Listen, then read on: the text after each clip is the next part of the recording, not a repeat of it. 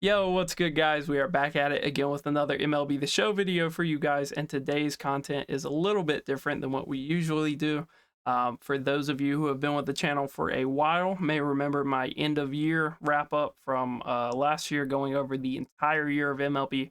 This year, with seasons being a little longer, I think it kind of makes sense to do 4 of these, one at the end of each season, to take a trip down memory lane, go over some of the cards that we loved, some of them that we hated, and kind of an overall overview of how that season went. So real quick, if you do enjoy the content, I would urge you to like and subscribe. We're going to be doing this all year. Maybe not this exact thing all year, but we will be coming out with more MLB The Show content for the entire year. So as you can see, we have the best of season 1 here. Let's get into it. So first category I have is the most surprising player of the season. In third place, I'm going to give this to Luis Angel Acuna. This card was underrated. I'm not going to say he was gross. I'm not going to say he should have been in everybody's lineups. But just a card that on paper didn't really look that great. A lot of people thought, I'm not using that just because of the low power, and his swing was really good. It was basically a identical copy of his brother's, a little bit different, but basically his brother's swing. Card played phenomenal because of it. Second player here, in second place, we have Jacob deGrom's little flashback card to 2018.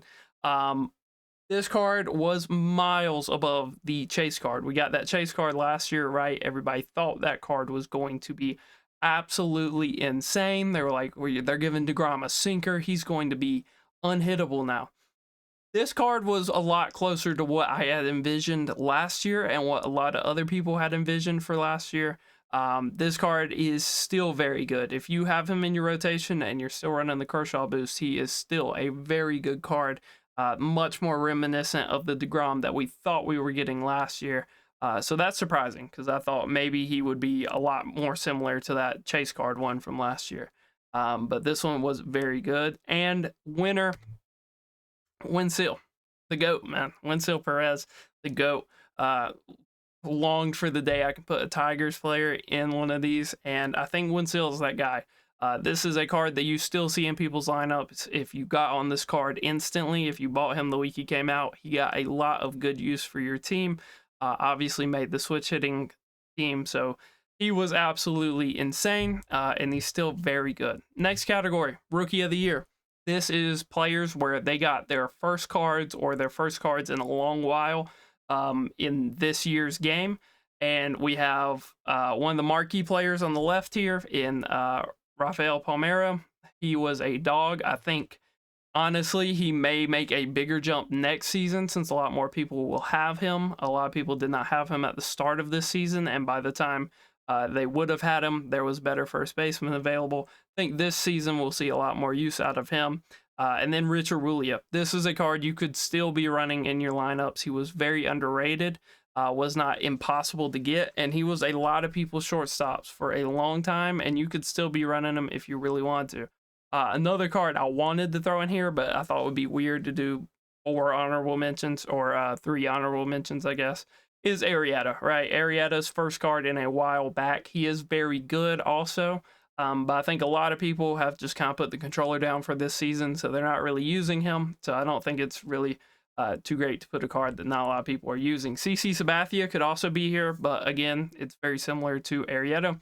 And then the winner, Winsell, wins the Jackie Robinson American League Rookie of the Year award.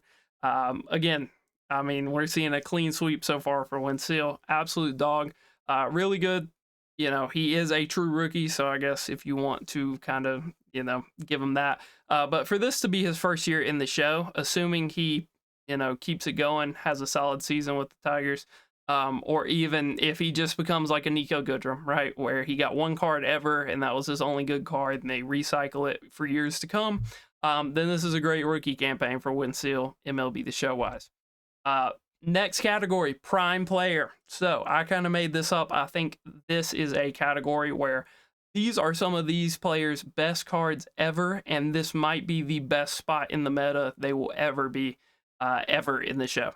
So first of all, I have Castellanos in third place. This card is still usable. If you put some parallels on him, he still has a argument to be your first baseman, third baseman, right fielder, DH in your Diamond Dynasty team.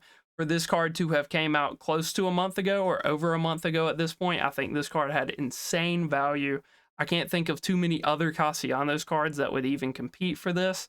I believe he had the signature like last year or 2 years ago, but that was just like a bench bat for most players, a platoon DH. This card was very playable and very good. I think this might be the best Castellanos that we've ever gotten or ever will get. It's hard to, see the future, but I think that might be the best Castellanos we ever get. Second place, Jurickson Profar. Almost wanted to name the award after him. This is probably the best Profar we'll ever get. When you take into account that he was a free card that a lot of people got to capitalize on and use, how good his swing is this year, the switch hitting boost kind of being the best boost you could possibly be using, the way, he wasn't a liability in left field. This is probably the best Profar we'll ever get. All the stars have kind of aligned for him to be the best Profar we ever get. Obviously, he's probably never going to be a guy that gets a finest card. He's probably only going to be a guy that gets monthlies. This is probably the best Profar we will ever get in the show, and he's an absolute stud. And then our winner for Prime Player, Eduardo Escobar. Definitely flashbacks to the Topps Now card. I think this one's definitely better than that Topps Now card, even when you take into account that Topps Now was like a 93, 94, I think, going up against 96s, 97, something like that, where he was kind of on the lower side of the meta. This card is in the top of the meta. You're going to see a lot of people wildcarding this card. This is probably going to be Eduardo Escobar's best card ever. The only thing holding this card back is the fact he doesn't have insane quirks. But even then, this is probably the best Eduardo Escobar we will ever get in MLB The Show. And I think it makes sense for him to win this award. Biggest disappointment of the season. Dishonorable mentions. Third place, I have Trinan. Everybody was gassing this card. They were like, this is going to be the go-to reliever for the rest of the season. He's going to be shut down. He's going to be nasty. And then they gave him a 4-pitch mix. And he's not terrible. He's not terrible, but he's not what we thought he would be. Another card you could put here is like Aaron Loop or, there's a couple. But for me, it's going to be Blake Trinan just because of the discourse around when he was leaked. What he would be looking like didn't really live up to those expectations. Second place, which is actually probably going to be first place for a lot of you guys, is Willie Mays. A lot of people spent a lot of the season grinding for this card, and they realize he has a poo-poo swing, and it's not a very good swing. If you face anybody with an outlier fastball or a hard sinker, much less an outlier sinker, and it's righty-righty, you are going to be given fits with this card. It doesn't really matter that they overdid his hand load. And yeah, he's still really good in the outfield, but that for a card that's going to bat 250 for a lot of people, not really what they had in mind when they saved up all those cards throughout the season. So I think he's solid, but he's going to be disappointing for a lot of people. Similar to our number one spot, our winner, Lightning Bobby Witt. Is there any doubt? This card, just a lot went into this guy being the biggest disappointment of the season for me. In reality, was he the worst card we got? No, he was still very usable. A lot of people tortured me with this card and were actually pretty solid with him. But we could have had a Lightning Mookie that a lot of people could have had for free. And we see how good the Lightning Mookie we have now is. Even if you do scale that back and it's more like his live series, everybody getting that card for free would have been much better than Bobby Witt, a card that you don't really see anymore. When you add on to that, the fact that his stats just weren't that great. His swing's just not absolutely elite. There's a lot that goes into it, and there was a lot of hype around this card. It was our first monthly card of the year. Everybody was looking forward to it. Plus, on top of that, the program to get him wasn't very, rewarding either. Like, just a very disappointing card. The only other card I could possibly think of was the Ellie that came out, but a lot of people knew that Ellie's not a card you scale down to a 94 overall, and he stays a good card.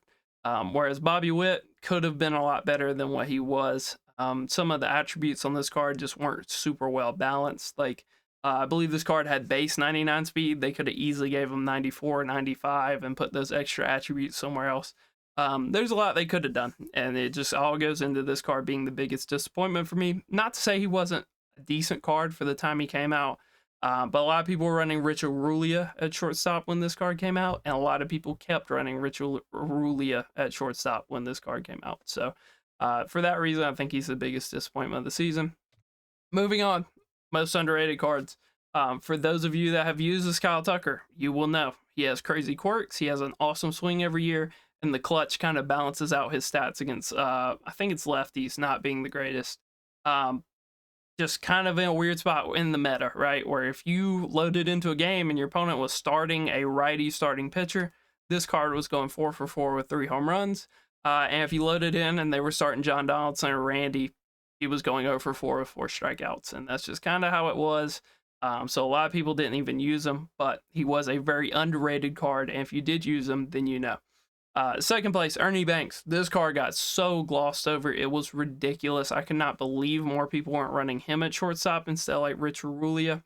This is a card where if you used him a lot, if you were comfortable with his swing, insane card. Absolute dog. When he gets a card later in the year, especially if he can play first base, going to be an absolute stud. But you just really saw nobody using this Ernie. Because after he came out was when, became widely available to more players through the rank program being unlocked. Most people had Rich Arulia, or they were still running like Colson Montgomery or somebody like that. So just a very underutilized card for how good he was. And then our winner, is there any doubt? This is basically the Nolan Jones award.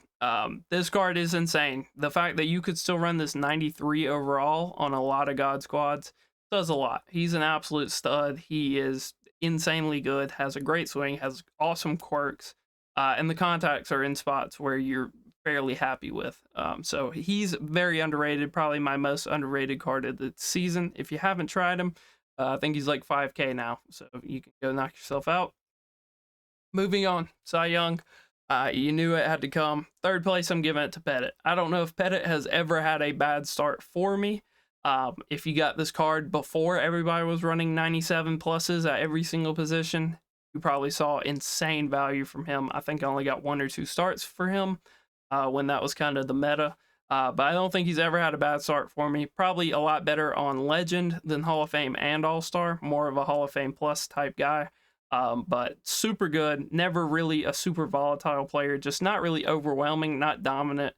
Doesn't produce the strikeout numbers that you would want to see in a Cy Young candidate, like our second spot. So Randy coming in second. For some people, he probably would be first, but for me personally, when you're playing against better players, they just have so many reps against Randy, and the 2-seam being basically a useless pitch unless you're on Legend, kind of holds him back on those higher ranks from being super dominant, unlike our number 1 here, which is John Donaldson. So when this guy gets a 95 plus, 97 plus card, he's a lock for the rest of the year to be the best pitcher. Just has the best pitch mix on paper. The only pitch you can say on John is not a great pitch is the slurve, and even then it serves its purpose. He's an absolute stud every single year. Last year we got, I believe, that 97 one. Maybe he was a 99. This season, we got this one. If you paralleled him, he got up to 95. If you put the Kershaw boost on him, he got up to like a 96. I kind of gave him a second life halfway throughout the season, right when people were stopping to run him. They brought out the Kershaw boost and instantly fixed his hits, brought him up to par with a lot of the pitchers at the time. And the fact that this card is still pitchable and can still throw a no-hitter for you online says a lot. Says a lot about how dominant this card was early in the season. The Mo Award, Mariano Rivera Award is what it is for the AL. For the NL, I believe it's Trevor Hoffman Award. So I just went with the Mo Award because that was a little easier. Third place, Devin Williams. If this card came out earlier in the season, this was a guy that was in contention for the prime players, where this might be the best Devin Williams we ever get. Because when you think back to this Finest 2020 card, right, he came out when other Finest were in the game. There were other 99 relievers, there were 99 hitters.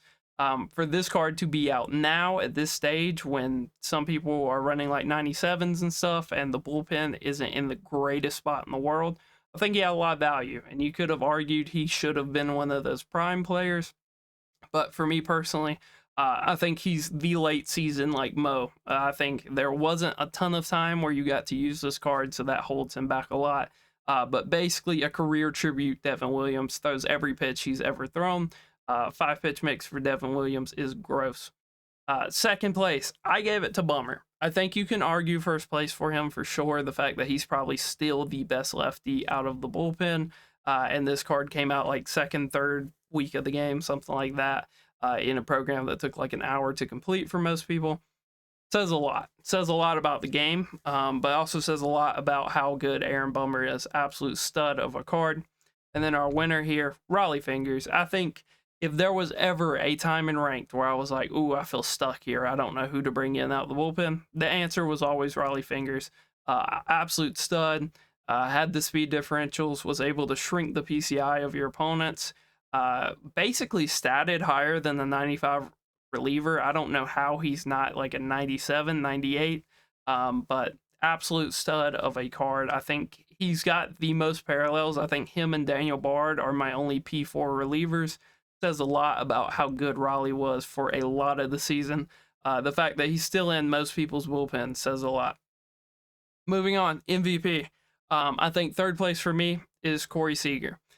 This card was insane early in the game. He's still very usable. And come next season, I'm expecting maybe not MVP, but he will still be usable for a lot of the season. You could have used this card legitimately up until like 3 weeks ago when he got nuked in that roster update. Absolute stud. Yeah, he had a lot of lefty at bats, but sometimes it just didn't matter. Always had high clutch, made the Arenado team. Absolute monster. He had some incredible games for me. If he saw a righty, it felt like it was always a home run. Absolute stud. Corey Seager, when he gets better cards this year, is going to be insane. Second place for me is Babe. I think this one's a little controversial because for a lot of people, he'll probably be first, or for a lot of people, they should argue he shouldn't even be on the list because not that many people have him. But for me personally, this is my award. MVP is kind of going off my personal experience. And Babe was ridiculous early in the season. I think towards the end of the season, people started trying to figure out how to pitch to him. And he started to struggle a little bit for me, but overall, it's still Babe Ruth. He still has 125 everything hitting-wise, and he's still going to be a stud come next season. But for me, is there any doubt? It's Yordan Alvarez. This card was insane early in the season. Before every game you loaded up online was John Donaldson and Randy Johnson. This card was batting over 500 for me. He still ended the season, I think, batting 460 for me with like 60 home runs. And I haven't used this card in probably close to 2 months. And that card still ended up batting 460 with 60 home runs. To put that in perspective, I think Jose Ramirez had my most last year with like 110, 115 home runs. And that card played in some moonshot events. Yordan was strictly ranked. So this card was an absolute stud. Cannot rave enough about him. He's going to be an absolute stud come next season, assuming we don't get a ton of dominant lefty starters. This card's an absolute demon, and if you need to pick up a card for next season, I would say Yordan should be a lock. Moving on, demons. This is our last category, is the demons, the guys that torture you, that are the absolute worst when you play against them. Josh Bell, can't tell you how many, didn't really have the same peak as the other two demons for me, but overall, still, if your opponent had Josh Bell, they were probably hitting at least one home run with him that game, if not multiple. I think this card walked me off a couple times. I know he walked me off in co-op at least once. So he was an absolute stud. A lot of people really enjoyed that Josh Bell, and he tortured me. Second place, Jason Dominguez. He is here for one game. Most people I played that had Jason Dominguez were pretty horrendous with him. They did not play super great with him. But one game, I will never forget at Laughing Mountain, he went 4 for 4 with 4 home runs on the Buxton team, on Hall of Fame difficulty. And I will never forget that game as long as I live. Jason Dominguez lives rent-free in my head. And if he gets a better card later in the year, he's going to be an absolute stud. But nothing compares to our number one here, Jorge Polanco. This card had no business being as good as he was. He was in everybody's lineup for like the first 2 weeks after he came out. He also had a 4 for 4 with 4 home run game against me. It might have been 5 for 5 with 4 home runs. I'm not even sure. He single-handedly carried a guy in rank against me. So for that, he wins my Demon of the Season. I've never seen an offensive game like this Jorge Polanco did to me. There's some other guys worth mentioning. Like it seemed like you can never get Mookie Betts out. A lot of people were really good with Mike Trout. And then there were certain people that were really good with Gary Sanchez, really good with Yasmani Grandal. But for me, it's just Jorge Polanco without a doubt. When you go 5 for 5 with 4 home runs against me, I will probably never forget that as long as I live. So he wins Demon of the Season. Overall, how would I rate this season? Not very highly. 4 out of 10. The content at the start of the season was absolutely dreadful. They dropped the spring training program, and I guess they just thought that was going to take us 3 weeks to get done. And then they dropped the Easter program. That took like 2 hours for most people to complete. And the players in it weren't exactly great. They dropped store packs like every Friday. The XP path was super long unless you exploited mini seasons, and then they patched that relatively early on. There was a lot that went into this season not being great. I'm not even thinking of the gameplay. If they fix the gameplay in the next season, that will be a positive for that season. But I think it's unfair to knock the season for the gameplay. But overall, we started off horrible. We started off with like a 1 out of 10, 2 out of 10. They saved it late in the season by finally giving out those season award packs like people had suggested for them to do. I think the writing was on the wall for that. We got some cool programs like the Bellinger program. The Lightning players were fairly easy to get. I don't know if that's a positive or negative. I think the ranked rewards started to pick up. Arrieta's really cool. Mike Cameron was really cool. DeGrom was good. Posada obviously really good. I think the chase cards were relatively good towards the end of the season, whereas towards the start of the season they were not super great. So I think they saved the season from being probably the worst season ever. I don't know. Like some seasons last year were close to this, particularly like season 5 was really dry and slow. And didn't have a ton of content. But overall, this is probably the worst start to an MLB The Show game. And I think they have remedied a lot of the solutions. I think next season should be better. If they keep the content the way it is, it's probably already like a 6 out of 10, 7 out of 10 season. If they fix the gameplay, it's probably an 8 out of 10 season. If they go above and beyond, then we get like an extreme program and the all-star program's all like awesome, and we get a core collection and everything goes perfectly, then, you know, we could get like a 9, 10 out of 10 season. But I don't see it happening. Hopefully they can, you know, see the writing on the wall, see that a lot of the player base has already abandoned the game, and decide to reward those that are still on. And hopefully that'll bring back some of the player base. But overall, you know, not the best season in the world. Hopefully next season can be a little better. And yeah, guys, that is it for our season awards. Real quick, if you want to recap, most surprising players, Wensil, Rookie of the Year, Wensil, Prime Player, Eduardo. There's a couple people for here. This is probably the most interested I am to hear about what you guys think is probably the best version of a card we'll ever get. Who your biggest disappointment was, who your most underrated card is. These are 3 very subjective categories overall. And then we got Cy Young. I think everybody unanimously has to have John and Randy, but I am curious who you guys' third would be there. The reliever award is interesting. Who your guys' MVP was, I know for some people this will probably be Kyle Tucker. I think for most people it probably was Yordan Alvarez. And then who your demons are, right? This is a cool little video connecting us as a community to kind of, you know, a recap of the season. And yeah, guys, till next time.